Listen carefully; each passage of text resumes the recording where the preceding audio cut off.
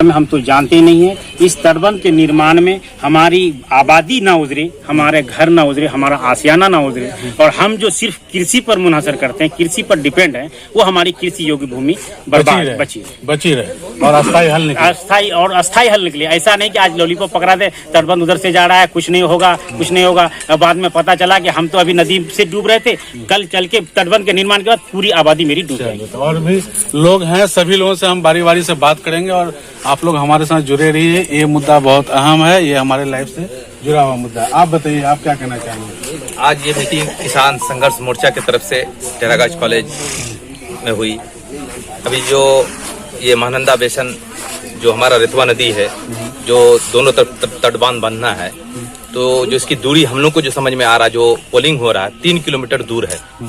जो 3 किलोमीटर जी पश्चिम और पूरब की जो दूरी है, मतलब 6 किलोमीटर। एक तरफ जो है आपका जो हमारा जो टेरागा से लोचा जाने वाली रोड है, दूसरे तरफ जो है मेरा जो PWD रोड फुलबड़िया से जो की जाती है, ये दोनों रोड के बगल से ही दोनों रोड के बगल से ही ये तटबांध बनेगा। तो हम लोग को नहीं लगता है कि इस तटबांध से हम लोगों को फायदा होने वाला है। इसलिए हम लोग का मांग है कि तटबांध बने और जहाँ नदी है अभी चल रही है, नदी के बगल में बने, किसी का घर ना उजरे, और जो कृषि भूमि हमारा है वो भी हमारा बच जाए। इसी का हम लोग का मांग है कि जो भी ये सर्वे टीम है, फिर से इसको सर्वे किया जाए और इसको देखा जाए कि भाई इतने लोग इसमें उजरे भी नहीं और हमारी जमीन भी बच जाए और इतनी दूरी भी ना हो। इसके लिए हम लोग ये मीटिंग किए थे। आज की मीटिंग में ये तय हुआ कि हमारे जो बाद में पूछेंगे हम आपसे।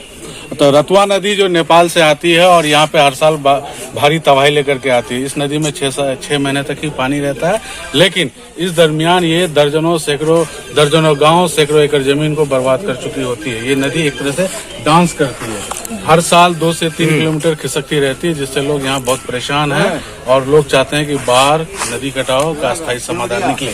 तो जिसको लेकर के अब आवाज बुलंद होने लगी है और ये बुलंद आवाज को आपका सपोर्ट चाहिए और इस मुद्दे का समाधान चाहिए।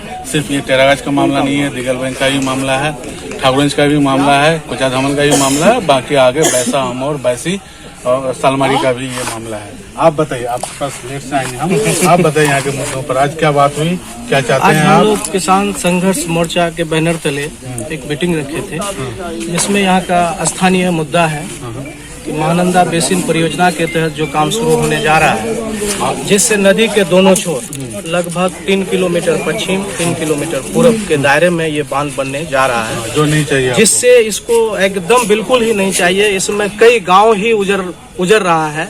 जब मेरा गांव ही नहीं आपको हो ही नहीं, एकदम नहीं, कोई फायदा नहीं। जब मेरा गांव ही उजर रहा है तो इस योजना से हमको क्या फायदा? इस से कोई फायदा नहीं है। इसीलिए हम लोग चाह रहे हैं कि बांध बने, लेकिन मेरा गांव नहीं उजरे, मेरा गांव सुरक्षित हो, ये मेरा मांग है। इसी पर हम लोग अपना संघर्ष जारी रखेंगे। हाँ, तो हमारे फुलबड़िया हाट के स्टार आदमी और पीछे आदमी है, बताइए। अररिया वाले भी आ गए, पहली बार एक साथ ये मूवमेंट चल रहा है। आज टेरागाज किसान मोर्चा के बैनर तले एक मीटिंग का यहाँ आयोजन हुआ, जिसका अध्यक्षता डॉक्टर मुद्दा लखन साहब किए। इसमें हम लोग ये निर्णय लिए हैं कि ये जो तटबंध बनने जा रहा है, तो ये तटबंध मूल नदी से 3 किलोमीटर पूरब और 3 किलोमीटर पश्चिम की दूरी में बनने जा रहा है। तो इससे हम लोग को ये एहसास हो रहा है कि भाई एक जमाने में तो ये तो 6 किलोमीटर अंदर ये नदी ही नदी हो जाएगा। जैसे सरकार का भी प्लानिंग है, अभी तो वो तटबंध दे रहा है, उसके बाद फिर इस पानी से वो बिजली उपयोग करेगा, उसके बाद पता नहीं उसका 2172 ट्रक का कोई योजना है, 3 फेस में इसका योजना होगा। तो अभी ये हम लोगों को खतरा नजर आ रहा है, कहीं ऐसा नहीं हो जाए कि ये तटबंध के बीच में जितनी आबादी है, चाहे वो गरीब हो, चाहे मजदूर हो, चाहे किसान हो, चाहे वो पढ़े लिखे हो, चाहे वो गरीब हो, सब लोग इस जद में आएंगे। और ऐसा जद में आएंगे कि 4 महीना के लिए ये तटबंध के अंदर के लोग विस्थापित हो जाएंगे। सिर्फ 8 महीना ही सुखाड़ी के जमाने में घर पे रह पाएंगे और बाकी बरसात के दिनों में 4 महीना बाल बच्चा माल मवेशी लेकर के बांध के किनारे रहना पड़ेगा, है ना? जिस तरह से मतलब विस्थापित लोग आते हैं, तो उस खतरे से बचने के लिए हम लोगों का ये आंदोलन है। तटबंध बने, उसमें किसी को कोई दुश्वारी नहीं है।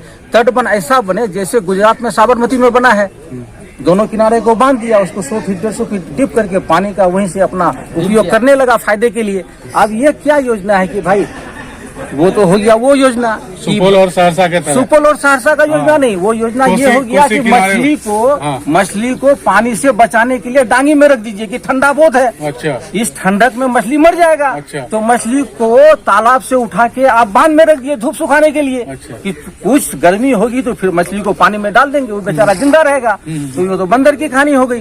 गया वो मछली को बचाने के लिए, तो आप ही लोग बताइए मछली बचेगा कि मरेगा? ये हाल है यहाँ का। अच्छा, चलिए, तो कौन कौन से गांव नदी कटाव से प्रभावित है उनके बारे में आप बताइए। देखिए, टेरागाछ में जो तटबांध बनने जा रहा है, मोटा मोटी यहाँ 150 गांव जो है तटबांध का चपेट में आ रहा है। 4-5 गाँव बता दीजिए। समझे न? जैसे दर्जन, लोधाबाड़ी, डोरिया, मुसारा, फुलवरिया, धब्बटोला, आशा, बोरा, रामपुर, पैकटोला, ये सब गाँव आता है। हरियलपुर, इस तरह का आता है। चिलनिया वगैरह भी आता है। यहाँ तक मुसलडंगा तक आता है। यहाँ का जो है 150 गाँव जो है तटबांध का चपेट में आता है। ऐसा बांध हम लोग को नहीं चाहिए। बांध चाहिए, लेकिन हम लोग का ये है, कहने का है कि तटबांध हो। तटबांध से हम लोग को कोई दुश्वारी नहीं है, लेकिन तटबांध नदी के किनारे बने, जहाँ से लोग आपको फायदा हो, किसान को बचे। बहुत लोग जो है इस तटबांध के भीतर में जो है महादलित लोग रहते हैं, उनका घर उजड़ जाएगा अगर दूरी में बनता है तो। अभी का जो दूरी है, ये दूरी बहुत लंबा है। 3 किलोमीटर नदी से पश्चिम, 3 किलोमीटर नदी से पूरब। इसलिए हम लोग को ऐसा बांध नहीं चाहिए। ऐसा बांध होने से हम लोग को नुकसान होगा। तो यहाँ पे 33 किलोमीटर लंबा बांध बांधना है, लेकिन बांध जो है नदी के किनारे नहीं, बल्कि नदी से 3 किलोमीटर की दूरी पर बनेगी। तो इसलिए इन लोगों को ये आशंका है कि इससे हम लोग को फायदा क्या है। इन लोगों का सवाल भी जायज है और मुद्दे भी बेहद अहम है। तो यहाँ के लोगों को बचाने के लिए हम लोगों को मतलब बाढ़ का अस्थायी समाधान तो चाहिए, लेकिन समाधान ऐसा